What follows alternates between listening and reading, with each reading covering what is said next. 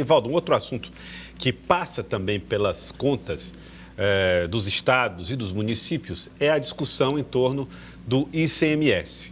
O debate foi feito na Câmara dos Deputados, a Câmara aprovou um teto para o ICMS de 17%, um teto que seria para todos os estados, um valor de 17% sobre transportes, combustíveis, telecomunicações. E agora o assunto foi para o Senado, Elivaldo.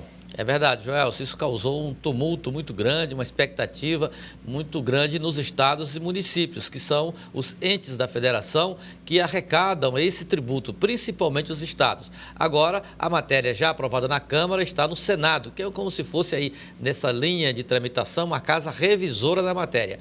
Ou confirma do jeito que foi aprovada no Senado e, portanto, o texto seguiria para a sanção presidencial, ou então, qualquer modificação, uma vírgula que seja, a matéria retorna para a Câmara. E hoje eu conversei com o senador Marcelo Castro, que ele é relator do Orçamento Geral da União para 2023 e tem acompanhado esses debates envolvendo essa polêmica matéria. E olha, Joelson, depois da entrevista que ele nos concedeu na videochamada aí no início da semana, Marcelo Castro já tem novidades em relação à forma como o Senado tem acompanhado essa matéria.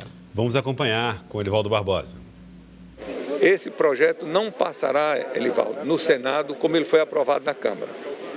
Foi aprovado sem uma análise mais profunda.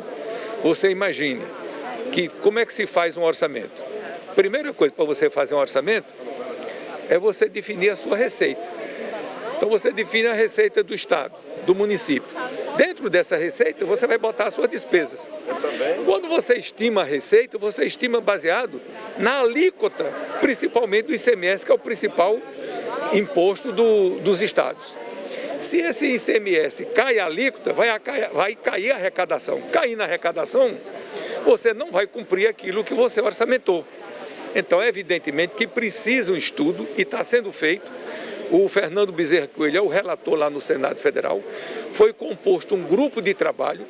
Esse grupo de trabalho já conversou com os secretários estaduais de Fazenda e estamos encontrando um meio termo, uma maneira que possa baixar os impostos, possa baixar os combustíveis, mas que não inviabilize as receitas dos estados e dos municípios, porque senão nós vamos cobrir um santo para descobrir outro com graves consequências, inclusive podendo haver até atraso de salário.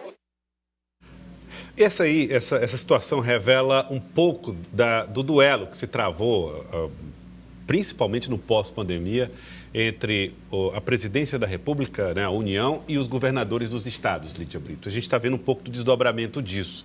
E quando o projeto tramita na Câmara, com aprovação esmagadora dos deputados, inclusive dos parlamentares de oposição, se levantou uma discussão sobre o que estava pesando naquele momento, né? Se era essa disputa entre governadores, né, Fórum dos Governadores e o presidente Jair Bolsonaro, ou se de fato havia ali um receio somente de que essa votação fosse lida como uma postura impopular caso os deputados, mesmo da oposição, votassem a favor ou contra essa redução. Lídia, no Senado me parece que a coisa vai ter um capítulo bem diferente. Vocês dois que gostam aqui de futebol, a gente pode dizer que lá na Câmara, o presidente Jair Bolsonaro, ele jogou em casa, né?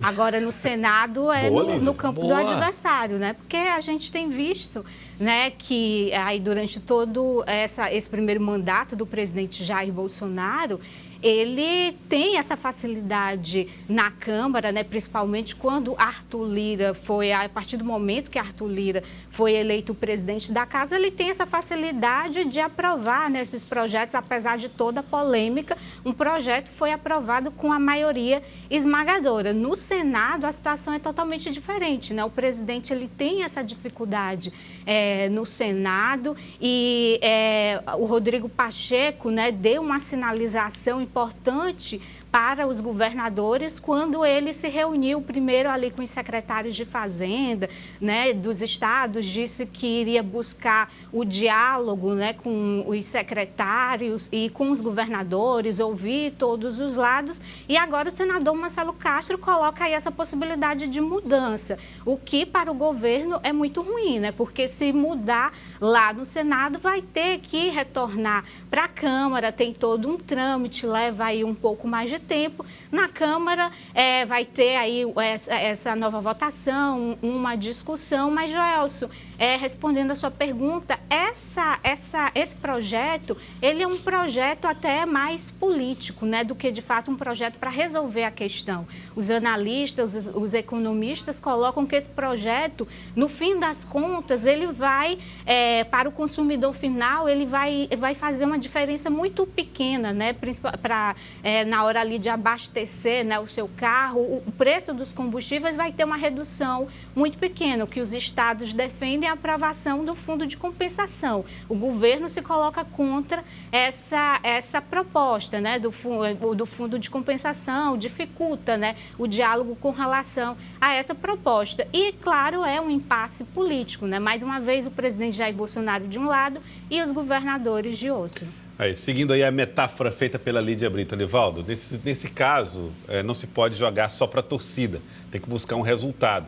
No Senado, esse resultado vai ser um pouco melhor para os estados? Olha, pela reação dos primeiros momentos da tramitação dessa matéria, eu não tenho dúvidas, né? Porque já vai equilibrar um pouco esse debate. A história tem mostrado, Joelson, que toda vez que o governo abre mão de impostos, isso tem um efeito ali momentâneo, um efeito, e principalmente quando essa medida ela é desvinculada totalmente do que realmente o país precisa, que é uma reforma tributária ampla, bem discutida e que possa levar em conta esse tal pacto federativo. É uma expressão muito bonita, mas que, na verdade, na prática, ele não existe. Então, atinge ali, momentaneamente, um determinado setor da economia, dá um certo dinamismo, mas não resolve o problema de fundo, que é exatamente a política de preços praticada pela Petrobras. O governo tem até legitimidade de tentar reduzir o máximo possível o impacto dessa escalada de preços, porque isso, além de ser um fator de inflação, também é um fator de desgaste do governo e no ano eleitoral, né? Ninguém busca isso. Mas eu acho que o Senado tem demonstrado assim, uma maior maturidade no debate dessa matéria de modo mais consequente. Não que ele vá simplesmente colocar o presidente contra a torcida, mas ele vai buscar uma saída que não prejudique tanto os estados como os estados avaliam que aconteceria caso a matéria seja aprovada da forma como foi deliberada na Câmara Federal.